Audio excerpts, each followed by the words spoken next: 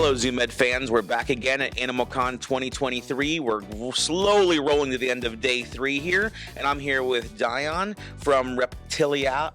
Yeah, I'm going to butcher it. No, Reptiliatus? Yes, you got it. I've been hearing a lot of Reptiliatus, which I mean, whatever, but yeah, you got it. Yeah, thank you. Do you want to tell our fans a little bit about who you are and what you do? Absolutely. So yeah, my name is Dayyan Saylany, Reptiliatus. Thanks again for having me, guys. This is a pleasure. It's always nice to come back and join you.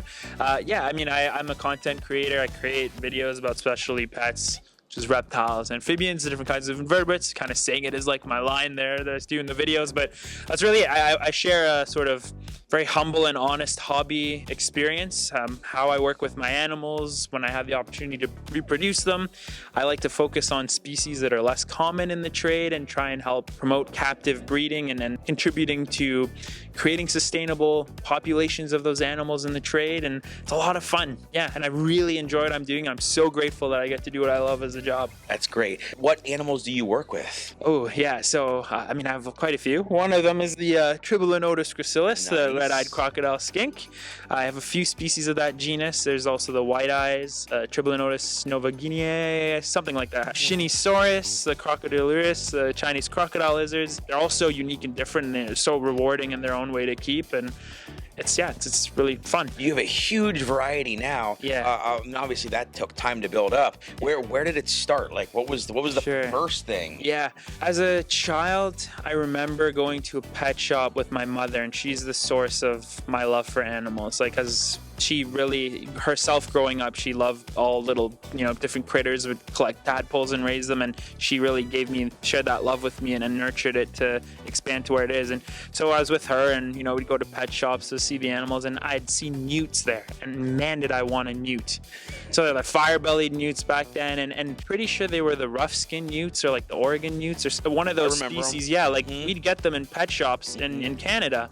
And so I got one eventually after really proving that I could take care of a reptile or an amphibian. My mother allowed me to set up a small 20-gallon. And yeah, so I had this newt named Buddy. What an original, interesting name. Just Buddy the newt. And I had this animal for quite a few years. And over time, I got fire-bellied toads in another tank. And it kind of snowballed from there. So, reptiles have been and amphibians have been a passion for you for a very long time. Yeah. What led you down the path of, becoming a content creator? What led in that direction? I used to watch snake bites, and Brian was inspirational for me. Like, I'd see Chewy and all those guys on his channel, and they're doing their thing and shedding light and love on the snakes. And there were a few other people randomly that were Canadians showing their pets, like just videos that, it was probably like 2 pixels on those cameras back then. And it was cool. And I was like, I can do that. Like, I have a bearded dragon and a few leopard geckos. And so I borrowed my mom's camera, and it was just like this creative outlet of expression to just share my interests. And so I'd periodically make videos. I remember being so stoked on my first subscriber. I think his name was Jacob Hooper or something. I'll never forget it. That's impressive. You remember your first subscriber. This is back in 2009, we're talking. Oh, man. Okay? That's how long ago I started my channel. And I mean, it didn't really amount to much until probably in 2016 or 17. It was all like, no,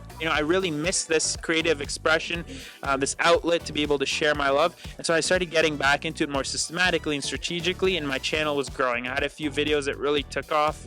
I did like a how to build a natural vivarium video, and from there I started to really see the potential of turning this into a potential career, and I was doing this on the side. And then right around the end of 2019, I decided to dive in with 2 feet and do this full time, and I've been doing it since, and I'm very, very thankful and very blessed that I get to do this as my job. It's not easy by any means, even now that I'm traveling more and showing animals around the world. We went to Madagascar in January, and how fun. It was unbelievable. People would come and be like, you're so lucky, you get to go on vacation for work. It's like, no. That's not how those trips go. No, you have that all wrong. I mean, incredible experience, but you're exhausted, you're getting sick, there's all these things you overlook, but I'm so blessed regardless. Like, I am so thankful I get to do these things, but it is a it's a lot of work. We do the best to maintain, and try to enrich their lives as best we can. Absolutely. But it's another thing to see them in their natural habitat. 100%. It's just amazing, isn't it? Yeah, and any cool experiences you'd like to relay, tell our fans from that trip? One of the species I hold very near and dear to my heart is the Reptiliatus fantasticus, a satanic leaf-tailed gecko.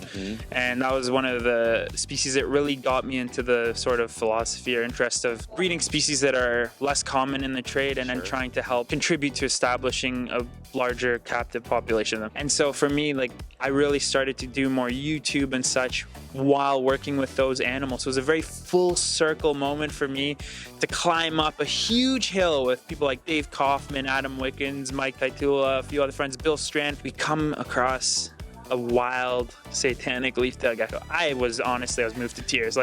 It was just such a full circle moment for me, and I was in pure bliss. Seeing that gecko in the wild, and we were fortunate enough to find a few more of them, and Reptiliatus coriae, mossy leaf-tails, and but that was just unbelievable for me. Last question I have is, we're here at AnimalCon. Obviously, this is a meeting of the minds, a gathering of all these creators.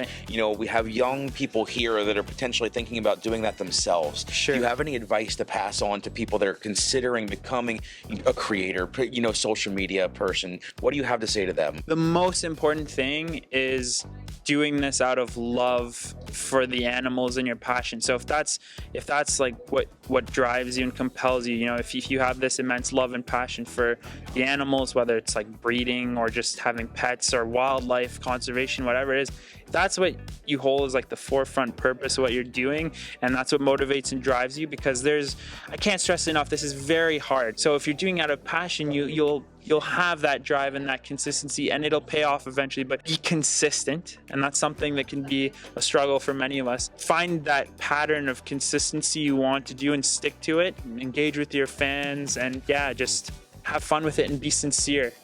Don't try to be someone you're not. Everybody can see right through that. Sure, we can have personalities, we can kind of accentuate ourselves a bit to sound more appealing to listen to. You don't want to be like, hey, I like geckos. You gotta be like, hey, I like geckos. But be honest, be sincere. People gravitate towards sincerity, and they see that. So I think that hopefully offers something, but no, that's important. I think that's wonderful advice, Dayyan. Thank you. Thank you Very so much for the interview, and enjoy the rest of AnimalCon. Thank you, guys.